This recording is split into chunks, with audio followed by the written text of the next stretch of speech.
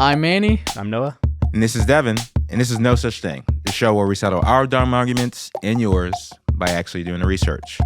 On today's episode, how did we all hear that Ciara rumor? There's no such thing. No such thing. No such thing. No such thing. No such thing. All right, so today's episode is actually a collaboration with our friends over at Panic World. So we'll be joined by Ryan and his producer Grant. It is about middle school conspiracy theories and rumors. We're going to be talking about a time long, long ago. So there's going to be some language that is not up to date that we're going to be referencing.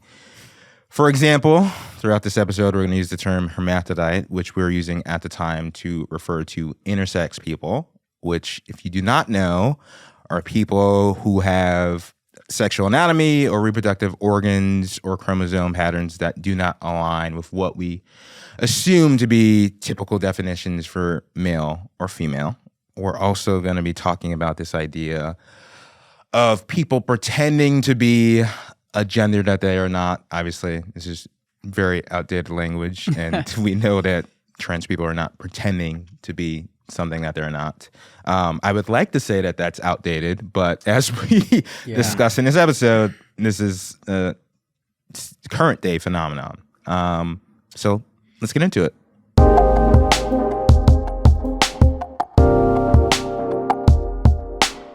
All right, fellas. We are gathered here today to try and get to the bottom of something that we've been trying to get to the bottom of for a very long time now. Just some quick context for the listeners. Noah, where did you go to middle school? Connecticut. In Connecticut. Devin, where did you go to middle school? New Jersey. Okay, I went to middle school in Ohio. How about you, Ryan? Massachusetts. And despite the fact that we all went to different middle schools or high schools in different states, I'm willing to bet that we've all heard the same celebrity rumor. And, we all went to these schools in the early 2000s. And so what was the biggest celebrity rumor at your school, Devin? Well, While you were I'm cheating a little bit because this is what the episode is about, but okay. It's not a trick question. We Tell know us the a good answer. We're rumor, talking to the listener. it was that Ciara, the R&B singer, was born. At the time, we were saying she was born a hermaphrodite, which today we would say intersex. Yes. And she apparently was on Oprah, where she revealed this to the world. Does that sound familiar to you guys? I've heard different versions of different celebrities with that thing. Oh, okay. Because there was also one for Lady Gaga. Yes. Oh, yeah. A couple years That later. we would have like been the in like in lead-up high school to- or college. Okay. Yeah. So, but it's come around a bunch. Yeah. Yeah, basically in middle school, the biggest celebrity rumor was that Ciara was what we were calling back then a hermaphrodite, or that she was trans. And I've been personally fascinated by the fact that no matter where you went to middle school in the United States, you heard of this rumor or participated in the spreading of it. And the reason why I'm fascinated is because it was so early in social media kind of trajectory, or before social media. Yeah. I think maybe I was on Zanga at the time, but we weren't really talking about celebrity rumors. And I really wanted to know where this rumor came from and how it was able to spread across the country, despite the fact that we weren't really online in the sense that we were today. Yeah. But I think before we try to figure out where this rumor came from, it's important to kind of contextualize what was happening when the rumor started. Cool. So Ciara grew up in College Park, Atlanta. If you've ever listened to hip hop in the early 2000s, you'll recognize that neighborhood because it was yelled out in virtually every hip hop song. Once upon a time in College Park, where they live life fast and they scared of dark. Ask a million questions like, Jock, where you stay? Tell them College Park. In high school, she created a girls singing group called Hearsay with two of her friends. They got so popular that she got a writing deal with Jazzy Faye. This is a Jazzy Fizzle production. Together, Jazzy Faye and Ciara wrote a few demos. One of those demos is what would become 1-2 Step. which is the hit single from her debut album Goodies in 2004, which featured Missy Elliott, a frequent collaborator of Ciara. I know you heard about a lot of great MCs, but they ain't got nothing on me. Because I'm 5'2". And someone who also had rumors swirling about her sexuality at the time. Goodies, the album, debuted at number 3 on Billboard's Top 200, and it was around this time that she also became a sex symbol. She released this single Goodies on the album Goodies, and I just want to play you guys some of the lyrics. I bet you want the goodies, bet you thought about it, got you all hot and bothered, mad because I talk around it. If you're looking for the goodies, keep on looking because they stay in the jar.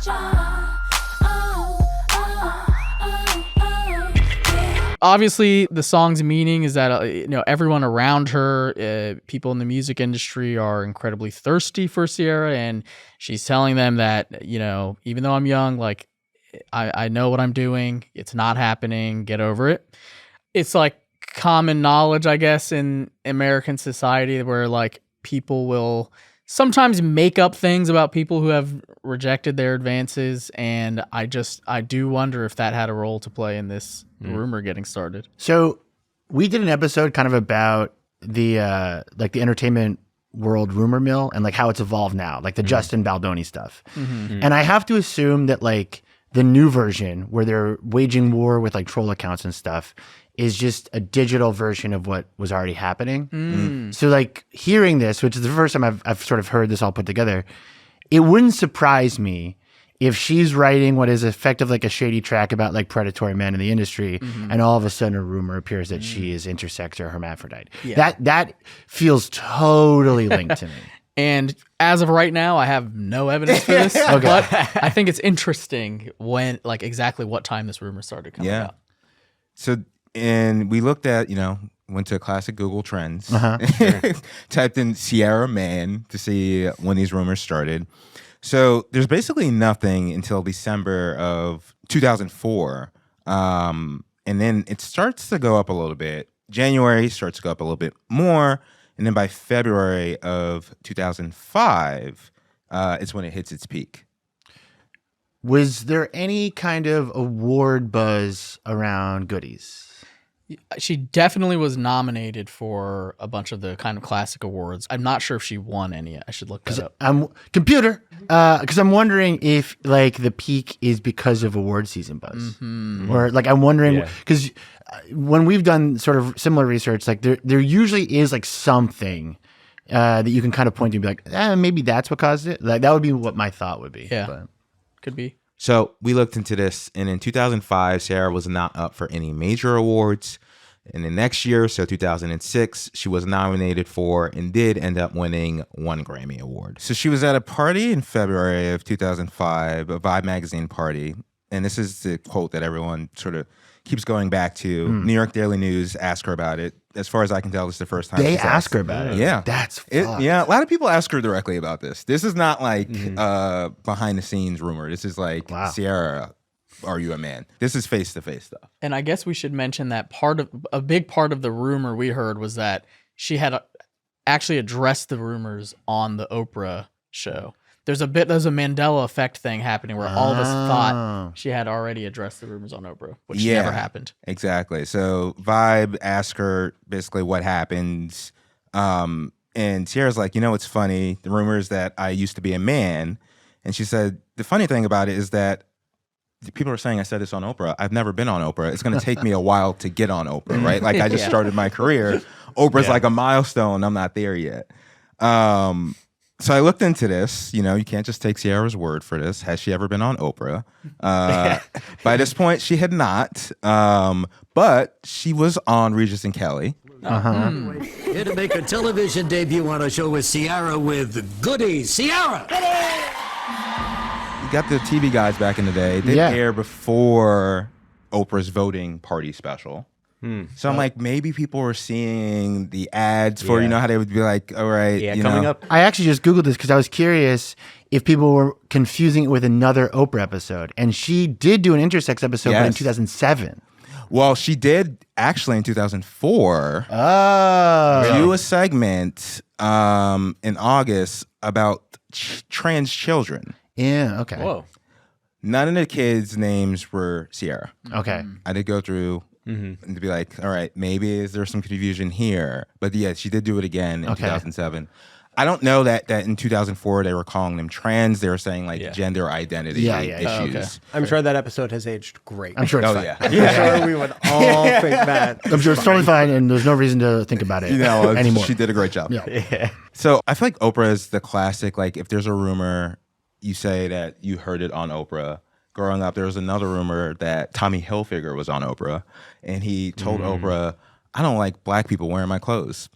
I remember this. Yeah. I remember this rumor. My mom, like I was talking to my mom about this episode, and she was like, "Oh yeah, I remember. I literally stopped buying Tommy Hilfiger for like a year or two. There was a boycott. I remember. Yeah, this. because we all heard that he was like, I don't like black people wearing my clothes. And it just never happened. No. What? So he was never on the show at all. Okay, I'm so fascinated because, like, clearly there is some sort of way that these things are spreading. Because I definitely vividly remember, up until just a second ago, I thought that happened. No. So, like, how? Because it wouldn't have been the internet. So, No. like, I'm so fascinated with how that would have Like, spread. how were we? Because it wasn't like we saw something online. And No. we were like, hey, I saw on a Reddit thread, that Tommy Hilfiger saying he doesn't like black And people wearing his there's no reports of him ever saying that and in any Anywhere. kind of context. clothes. It would be crazy if he said it on That Oprah. right. That'd be Yeah. Pretty amazing. To Oprah. Yeah, that would be. No. Take off my clothes. I mean, the 90s were wild, but I don't know if that. Yeah, how would that have happened? So Snopes actually debunked this in February of 2005. The Ciara rumor. Their best guess as to why people think this is happening is because there's a random Irish woman named Ciara who had a blog about her transition. Oh, And they're saying if you Google Ciara at this time, this is one of the first things that pops up. So people are saying maybe that's the case, right? So that's February, but in March, it's still circulating. We got the Herald News, a New Jersey paper. okay. There's an 18-year-old Charles. They're asking him, Charles, what's the craziest news story you heard recently? And he says that Ciara is a man. They printed this. That's a good column. It's one of those like get to know your neighbors segments, and that's Charles's fun, news story. And I actually tried to track down Charles. We found him. Yeah. And I reached out, sent him the photo, and he did not respond. So we get our first sort of inkling here of maybe where this is coming from. So in March of 2005, there's this chain letter that's going around. Remember chain letters? Yeah. Of course, they're very important. Oh, sure. On email. Yeah, on email. Yeah. And it's a fake article from All Hip Hop. And the gist of the article is that Ciara goes on not Oprah, but 106 in Park. Okay. And she says, I am gay. And then I'll read what it just says because it's just crazy. Ciara's coming out as a lesbian would have been difficult on its own. Oh. But also having to admit that she is really a he on national television was cause for celebration amongst the gay and lesbian community. No major pop star singer has ever come out as a transvestite to viewers explicitly after already releasing an album. So I'm going to ignore like all of the problematic terms language. that they're using there because it's a mess. But it is fascinating to me that is written as like an inspirational thing. It's basically what I like that someone made this up or misunderstood this. I'm imagining that this was probably shared like within like a black gay email community. Yeah. That would be my guess. Yeah. I got a treasure trove that somebody sent me of like old chain letters that I've been like looking at over the last few months. And it's really fascinating that like they are very similar to what you would see on Facebook now. Like they are written specifically for a group, like either a listserv or like people who know each other. So it's interesting to me that like that rumor is being shared positively within some sort of in-group. That's cool. Cause for celebration. Yeah, like it's not like they're not being mean about it. I mean, they're completely confused on what's happening in every possible way. But it is interesting that it's like inspirational as a framing. So then that's, beginning of March, sort of mid-March, Ciara goes on 1 and 6 in Park. And this is the first time we For have real her. this time. Yeah, for real this time. Right. Yeah. So if there are any rumors, anything that's going on with Ciara, Yeah. which there are all on the internet and all that other mess, clear the air right now. Let the people know what's going Oh on. my goodness, there's Speak so your many piece. crazy, Get funny ATL things, grimy. and you know, I gotta say, none of them bother me, but I'll just do it just to do it because whatever. There's one thing about me being a man or something like that. Before I was something when I was born, I got a change, Really? a hermaphrodite or something like that. And they Okay. said that I went on Oprah and did it, and I'm like, okay, come on now. You know, if I was on Oprah, like, I mean, it takes a while before that happens for somebody to go on Oprah. You know what I mean? Like, that's really big. So we know that didn't happen. If you can find it, though, I'll give you $100 grand and fly you around the world and do everything for you if you can find that tape and play it for me. Right. All right, let's shut it down. Yeah, and then there's something else about me being a lesbian or something like that. I mean, it's so sad that I'm sitting right here in the dress, and it's like, it's so funny to me. And one thing that I feel about in life is that the bigger and better things get for you, the more people try to bring you down. And that's just the way I see it. It's the truth. So, I mean, that's not true. I'm here to say it's not true. I watched 1 and 6 in Park religiously back then. Yeah. And being like, damn, all my friends lied to me. That Oh, was, yeah. well, I remember watching Yeah, this yeah. and Betrayed. just being like, what the hell was that all about? So this follows her for a little, that wasn't the end of it, of course. July 2005, Entertainment Weekly is doing a write-up, and they kind of start the article talking about, hey, the singer, the story goes, was born intersexual and stay with us here, recently outed herself as a lesbian hermaphrodite on Oprah. And it's, basically her giving the line of like, no, that's not true. Then a year later, so November of 2006, in a Slam magazine article about Kingdom Come, the not great Jay-Z album, Oh, sure. there's a review. And out of nowhere, the writer goes, and trust me, writing that last sentence hurt me just as much as when I heard that Ciara was allegedly a hermaphrodite. Thank God she isn't. This is, November of 2006. It was actually hard tracking this writer down. I finally did. No response as No well. response. I think people just don't want to talk about it. We gave him the opportunity to comment on what he said in November of 2006. Yeah. When he And was his like Jay-Z 20. review. And then December 2006, AP is doing a profile of her, and they're still talking about it. Associated Press. Yeah. That's the Associated Press insane. in December of 2006. What'd they say? Yeah. She just wants to have fun, she said, and that includes ignoring wild rumors that began circulating when she first made a name for herself. People were saying that she was dating Missy Elliott, who rapped on Ciara's #1 hit. That I One Two remember. Step. I remember rumors that like Missy Elliott was grooming Ciara. Yes. I remember that. By 2006, like search interest for this was pretty down. And it didn't really pick up until 2015, Oh. which was when rumors started going around that Ciara and Future were expecting a kid, Okay. which makes sense why people would be like Yeah. searching it. Wait a again. second. Yeah. Sure. There was a moment in, I think in 2006 or 7, where she released a song called Like a Boy. Sometimes I wish I could act like a boy.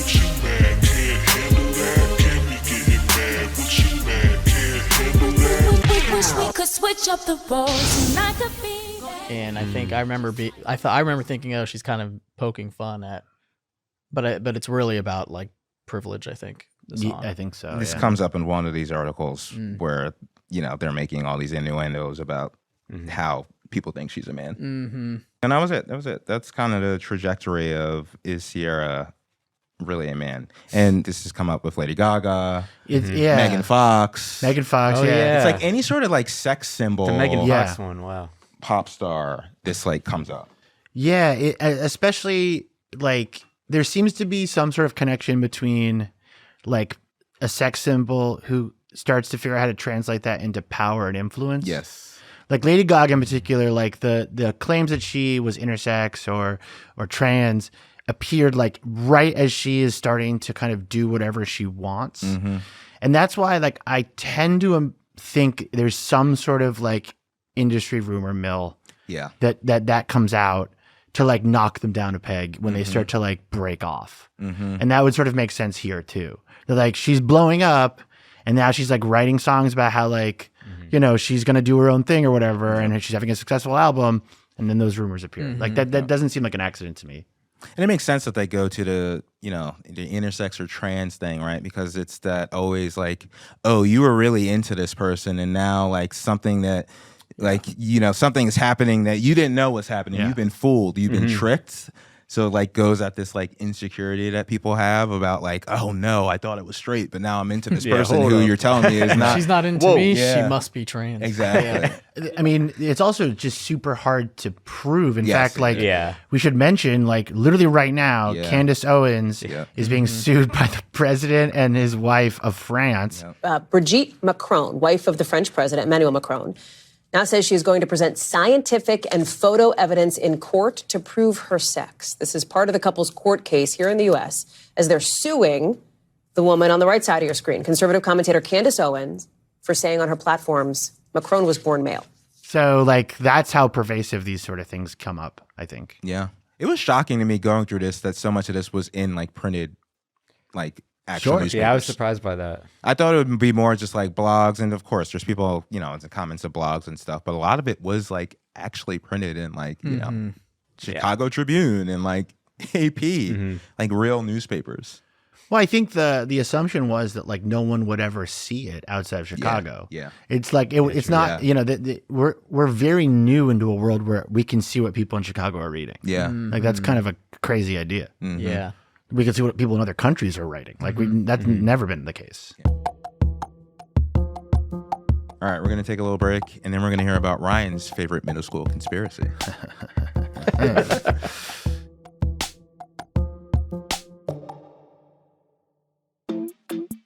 So we had some pretty incredible responses to our shower episode. Some of you said the episode changed your lives. Carolyn wrote in saying, "Hi guys, I'm a white girl who didn't actually wash her legs in the shower. Your dermatologist guest embarrassed the hell out of me, so now I take an extra 10 seconds to wash my legs." Great job, Carolyn. But some of you weren't convinced, like this listener who called in. I typically only shower once or twice a week, to be honest. I'm in the office 2 days a week, so Monday night I'll take a shower so that I'm clean for Tuesday. Wednesday I'm fine. Thursday I go back into the office. Still I'll take another shower, and nobody has seemed to complain to me. Maybe I'll shower on Friday before the weekend, but like, I don't really care. Nobody's ever pulled me aside and like, hey, you stink. I don't know, man. Men? Think you guys are doing it too much. Know what the dermatologist said, but I think you're going a little too much.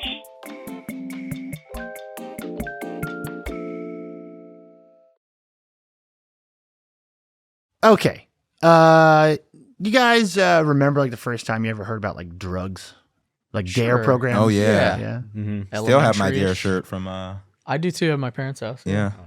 Okay. I also remember sort of like watching like a DARE presentation being like, should you just be telling us like how drugs work and like where to get them? But it's around this time, I think, that I first heard of what I've considered like the funniest, stupidest middle school rumor. I think it's endlessly funny. Have you guys ever heard of Jenkum? I don't think so. No, vaguely. The word sounds familiar, but I'm not. Yeah. Okay, I'm not so placing Not it. the jeans. No. Okay, That's that's what I was Jinko. saying. Oh, yeah. Okay. So sorry. Jenkum, I'm going to describe it to you, and hopefully you don't throw up. Uh-oh. But there was a rumor in the late 90s, I want to say mid to late 90s, early 2000s, that you could get high by pooping and peeing in a bottle and then huffing it. Oh, and it my became a God. massive moral panic for local news stations across the country. And it was called Jenkum. And I remember hearing about it, the idea of like 2 kids were found getting high on Jenkum by the river or whatever, or like by the quarry. And like, it was this thing that like, and I've talked to other people over the years who remember the Jenkum panic of the late 90s. And so we're going to be talking about the Jenkum panic of the late 90s. And my producer Grant, who's over there in his little cuck chair, is going to show you a news clip all about Jenkum. Here is a shocking heads up for parents about teen drug use. One Florida Sheriff's Department warns there's a new way for your kids to get high. And as Fox 30's Jack Miller reports, they're using raw sewage. The Washington Post, the Drudge Report, and Inside Edition are all talking about Jenkum. It could be toxic and harming. The bulletin describes Jenkum as gas produced by raw sewage that's allowed to ferment. Pictures show young people who appear to be breathing in Jenkum. When we mentioned this new concoction to people on the street here in Jacksonville, not only had they never heard of it before, but they said they didn't want to get anywhere near it. It sounds horrible. Yeah, I couldn't imagine doing something like that. That guy looks like the exact kind of guy that would do Jenkum. And the fact that he's like, I don't want to touch it, means it's not real. Yeah. That's how you know. Because that guy is like, he sells Jenkum. That guy looks like a bath salts guy. And he's like, I don't want to touch Jenkum. Honestly, they need to find something better to do with their life. Seriously, because that's just insane. I can't imagine anybody doing something like that. Sounds pretty sick to me. Okay. Not anything you would ever consider? Never. What are your thoughts here? What are your first reactions? Isn't Jenkum essentially how the Ninja Turtles are created? In the sewage? like toxic sewage. The fumes from waste.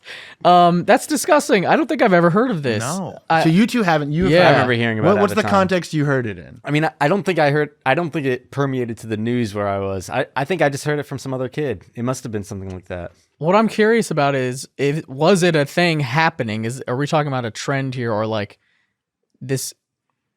It's a rumor of something that actually wasn't happening. Well, we're going to get into that, but I would first sort of classify it along with like all the other like get high on your own stories, like smoking banana peels or the highlighter. Yeah, exactly. Yeah. So let's run through it here. 1995, according to Snopes, it's the first documentation of Jenkum comes from an international newswire service in Lusaka, Zambia. And it reads, human excrement is scooped up from the edges of the sewer ponds in old cans and containers, which are covered with a polyurethane bag and left to stew or ferment for a week. The contents are then inhaled, and the result is a lungful of biogases and a powerful hit. Jenkum huffers bury their entire face in the ghastly mess, gasping it all in. Oh my God. And so we had talked earlier in the first half about how like one of the most interesting things about like the late 90s and the 2000s is the move to being able to see all of the news for the first time. Like the news went from like a thing you saw on your TV, local affiliates, or local newspaper, and then maybe you'd have a national newspaper. But online, all of a sudden, these articles are being uploaded. You saw the old screenshot of the Washington Post there. Is that really what it used to look like? Yeah, dude. Incredible. Yeah, these things looked incredible. ugly as hell.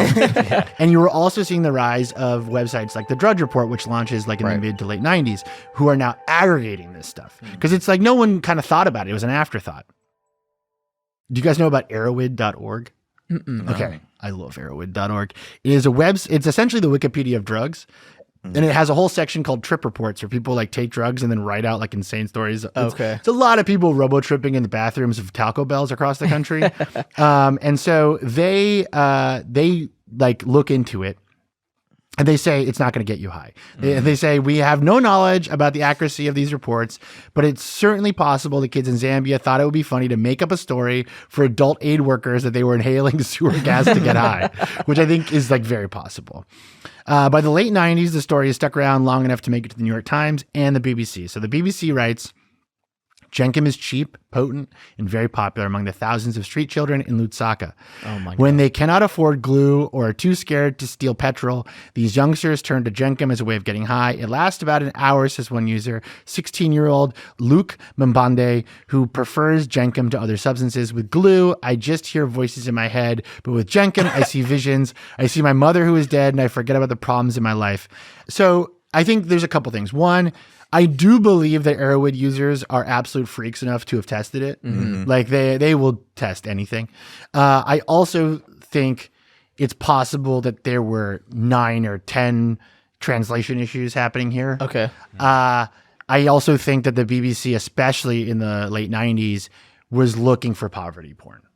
And there's like an entire genre of this. I think that there's also like a thread that takes this all the way to Crocodile. Do you remember that? No. Oh, yeah. So Crocodile was a drug that was purportedly being used by Russians in the late 2000s where they would mix gasoline and heroin and their skin would fall off. Oh, my God. Not only in the late 90s and 2000s were people suddenly being able to see the news for the first time, they were creating blogs to write poorly about the rest of the world. Oh, yeah. So you had like, iloveafrica.com or whatever, and it's some white guy who has no idea what he's talking about, and he's like blogging about his time as an aid worker there. Or iloverussia.com, and it's weird, crazy Russian stories. So that's sort of the environment that this is taking place in. I guess, like, do you guys remember anything even similar to this in your early days on the internet? Like weird news stories that would sort of fly by, or weird blogs like writing about this kind of thing?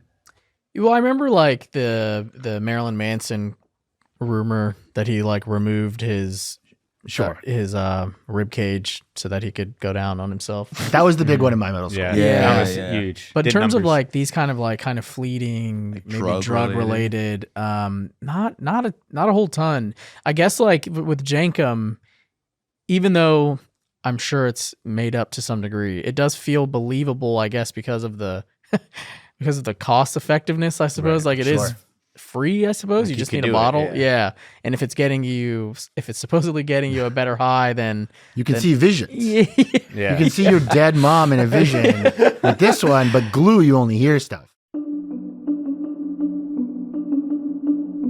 I looked into this for the first time a couple years ago, 2015. I was on a podcast I used to run with my friend Katie called Internet Explorer. We looked into it, and we basically found that it was completely fake and largely a way to troll local police and local media.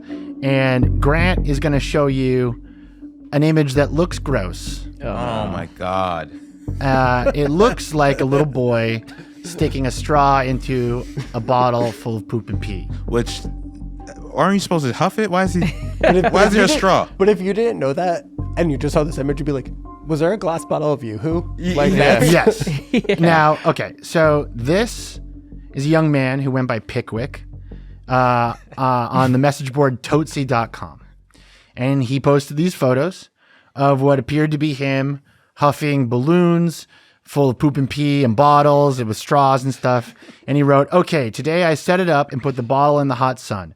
My friend took pictures of all the steps. First I shit in the bottle, then I pissed in it. I took a balloon and I stretched it over the top to catch all the gases. Now I'll wait a few days and hope the balloon fills up." Then he posts again, "Well, today I finally did it. I probably became the first person in America to huff his own shit gas." He then continues, "After breathing in, I immediately felt that I was passing out. I did not even have time to spit before I became unconscious. When I woke up, my spittle had oozed out of my mouth, down my chin. I asked my friend how long I was out for. He said about a minute, and that he had repeatedly tried to wake me up, but I would not wake up. After I was fully into the dreamlike state, visual hallucinations began to start. I had fleeting visions of people who seemed completely random, like my second grade teacher. At the peak of my trip, I saw things like pillars in my lung that disappeared into shapes." And like, obviously he's making this up to see if he can get people to huff their own shit. Yeah. Like, I think that is the way to think about this. What do you think happens next in this story? After now we have message board users trying to convince each other to do this. What do you think happens next? Oh man. I imagine like a sizable amount of people try it and don't get high and realize they've been had. Someone has to get sick from actually trying it. So we don't have a ton of data on that, but what we do have is how it spreads to 4chan next. And the idea is to send letters to your principal to get your principal to hire a DARE officer to then tell the kids at your school about Jenkum. Oh my God. That's great. And so we have a massive wall of text here. I'm going to read some of it here.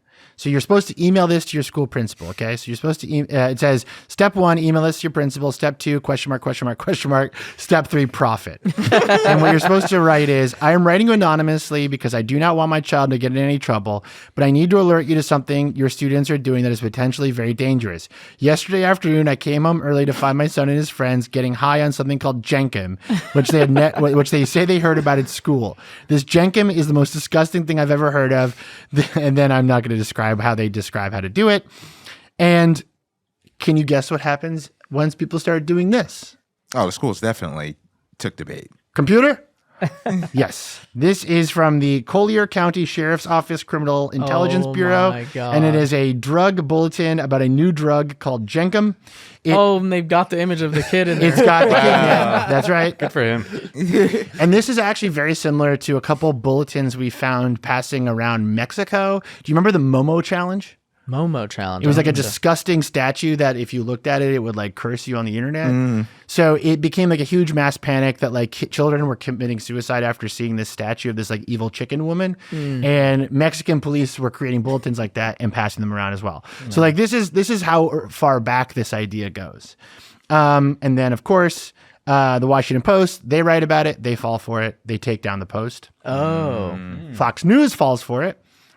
And they write, we wouldn't classify it as a drug so much because it's feces and urine, says Garrison County, a spokesman for the Drug Enforcement Administration in Washington. Oh my God.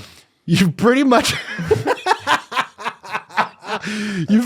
hit the bottom of the barrel if you're experimenting with this. Which fair. Yeah. Fair.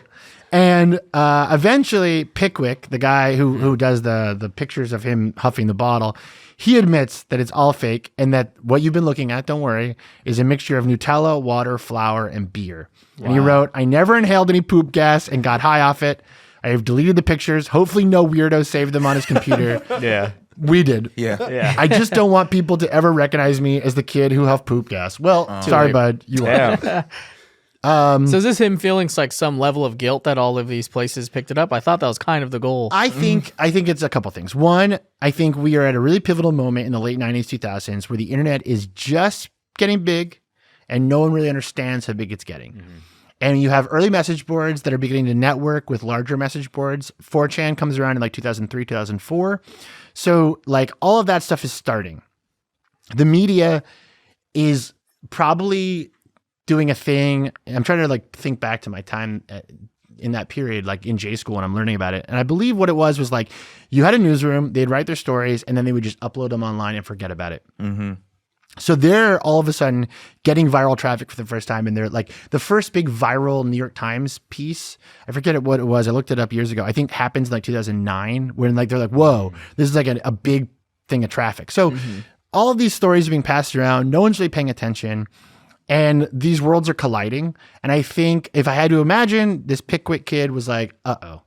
You know, if his picture is showing up in like a bulletin for like local law enforcement, who's like a whole other thing here. Like local law enforcement have been using the internet in weird ways for 20, 30 years that no one really still to this day pays attention to. I think all these forces are just combining in ways where like people just weren't prepared for how viral it could go. It's interesting too how the sheriff's department handled this. I mean, on one hand, I wonder what is their responsibility. But on the other hand, it's like they didn't seem to do any kind of an investigation to see whether it was real or not before they put out this. They're trying to get ahead of it. Yeah. I feel like that's all the sort of like kid panic stuff. Like they just react first and then try to. I guess I don't know. I don't even know if they ever try to like figure out if it's real. Well, like Ryan, have you looked into like? Did you ever cover the Tide Pods thing? Teenagers appearing to eat laundry detergent pods and posting the pictures on social media. Photos showed the pods being used as pizza toppings or a bowl of them mixed with bleach for breakfast. That seems like the more modern corollary, and I'm curious how that What compares. we found was that the majority of Tide Pods being smoked or huffed or eaten or whatever were either from trolls or darker.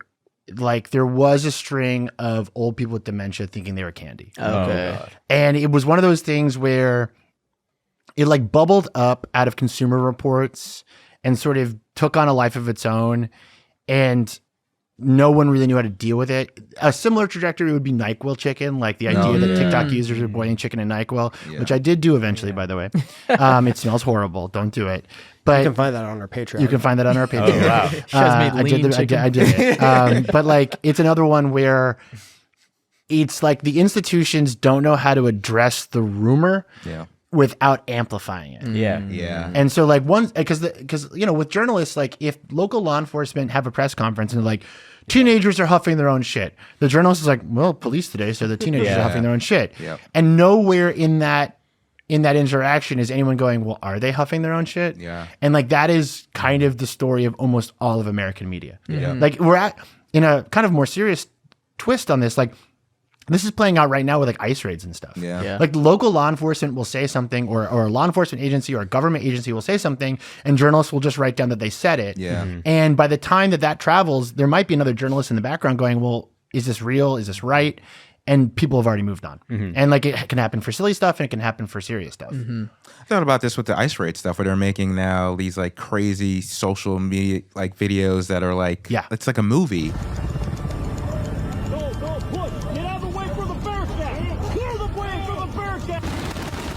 And they're showing people's faces, and I'm like, okay, we don't know what these people have done at all. No. And now you're in some like hype reel for ICE. Right. And it's like, you just took me out of my home. It's like, what Yeah. if there are no charges on this person? It's like, it's already there too far forever. gone. Yeah, you're already. Well, I think that's the evolution done. of a story like Jenkum, which Yeah. is like, like now the institutions have direct access to information channels. As we looked into moral panics in the 2010s, Tide Pods, for instance, you'll just start to see local fentanyl is a great example of this, where the law enforcement just have a Facebook page, and they just post in the Facebook page like people are dying from like touching fentanyl, and there's no journalist involved there. And the final evolution of that would be the DHS doing like sizzle reels for ICE raids, where they don't need any media coverage; they can just transmit it directly, and that is a really weird world to live in because it wasn't that this one was good. I mean, the old world produced Jenkum, but the new world, God knows what's happening. Yeah. You know? After the break, we're going to be talking about something that's already popped up today, which is Marilyn Manson trying to suck his own dick. I can't Which wait. was the big rumor, probably the biggest rumor of my middle school. But we're going to talk about that right after a word from our sponsors, who are probably furious.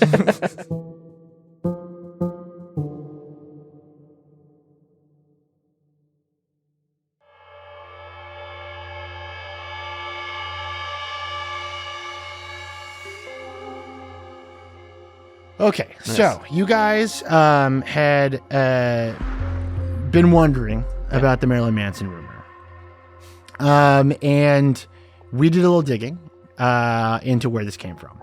And according to Hysteria Mag, the rumor began on the 27th of November, 1994, which is actually kind of wild that like it has like an exact date. Yeah. Marilyn Manson was arrested after a show for violating the Adult Entertainment Code. And police arrested him after being under the impression that Manson had performed oral sex on a man while performing on stage, but as it turns out, he wasn't. Rather, it was Jack-Off Jill vocalist Jessica, who was apparently wearing a prosthetic penis at the gig, with Manson simulating oral sex on the appendage. He was held for 16 hours and then released without charge. And that, I think the double confusion of that spread and turned into him sucking himself off. And then it was, how would he suck himself off? And it was, he got 2 ribs removed. Yeah. Fair so enough. people were trying to rationalize what they heard. They saw. Exactly. I do think, so we live in a time of like peak rumors, peak conspiracies. There's so many, it's hard to like pay attention. The really pernicious ones all seem to kind of touch on the idea of revealing someone being part of a subculture, something that we, a part of society that we don't pay attention to, whether it's drug users or it's trans people or gay people. It's people who are considered like outside of the mainstream. And like the really successful rumors seem to work when you claim that someone well known is actually part of that. Yeah. And I think there's a kind of fear of the other required there. There's something like tantalizing, and it's hard to prove, it's hard to disprove on the other person. They can say no, and you just don't believe them. It's funny you should mention we actually spoke to an expert about rumors and why we attach to rumors, especially celebrity rumors, what we get out of them. Yeah, so I spoke to Charlotte de Bakker. She's a researcher out of Belgium, and her research focuses on gossip and rumors and kind of the historical and evolutionary purpose they have served for humans. Gossip became this system to vicariously learn from the experiences of other people, but it also became like a reputation mechanism to control free riders, people that were gonna take away benefits from you. And a lot of it's like survival, so it's like you learn like, don't do this drug, it's gonna kill you. And you not only warn others, like other animals will shout out these alarm calls when there's a dangerous animal or predator coming up. We humans start gossiping about, be careful, you have to be careful about that person. And at the same time, because gossip has like multiple effects, it's also slandering the reputation of that person. So you're not only warning others about the potential danger, but at the same time, you're also giving a punishment to the person that you're targeting by ruining their reputation. Then you build a community just based on talking about these other people. And then there's just like the parasocial element, which has only gotten more increased with time, where it's like we become so attached to these people and it's all, we're talking about, you know, Britney Spears or Ciara or whoever, and it's obviously one-sided. Our Stone Age minds are not designed by evolution to perceive these celebrities as no members of our real social network. So you see them, you start to feel emotional about them. Some you like very much, some you dislike very much. And then the mechanisms for why you gossip about real life people start to transmit to gossiping about these celebrities as well. You want to slander Taylor Swift versus Blake Lively, choose a camp, and then you start to slander the one person and then praise the other one, or vice versa. Then, of course, just the way they spread, it's like Ciara even answering, dignifying these questions with like a, well, no, of course not, only just feeds the fire. And that I think has even gotten worse in more recent times, you know? It's interesting to me how, like, if you look at it on a timeline, like the 90s are really bad for this stuff. And the 2000s, still pretty bad, but like it's changing. And then it does kind of feel like between like 2010 and like August 2014, the start of Gamergate, there's a kind of a moment where it actually feels like things are getting better. Like information is kind of flowing at a speed where we can like say that's fake, that's not fake. Like media organizations are interested in debunking stuff. Debunking doesn't feel tied to a culture war thing yet. And then it flips and it gets progressively worse. And then after COVID, it feels like we are basically back in the 90s again. And I think a lot of it has to do with like ephemerality. Like TikTok feels as ephemeral as 90s TV to me, where you will see a TikTok and you'll pass you by and you won't think about it. And then you'll just like be repeating some insane thing you heard. And you won't be able to find it again. Yeah, you're not referencing it directly. So it's like you're changing little things. It's like I even find myself, because I use X still, Twitter, because it's like you can see all the bad people on there. And so it's great for my job. But I've found myself like accidentally absorbing through osmosis random stuff I'm seeing, and then like saying it out loud to someone, they're being like, what are you talking about?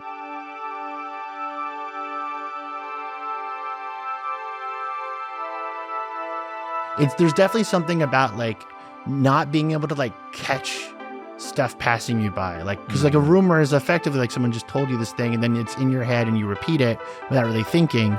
And like the internet has sort of become that now. Like it is just this rumor factory.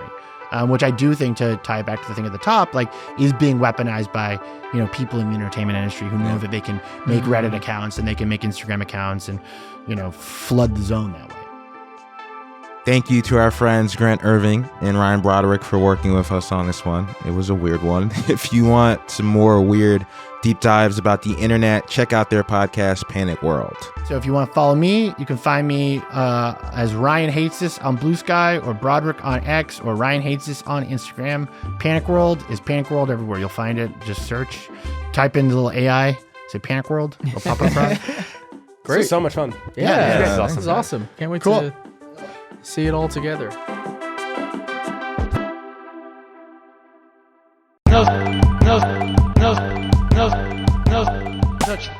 No Such Thing is a production of Kaleidoscope Content. Our executive producers are Kate Osborne and Mangesh Harikurur.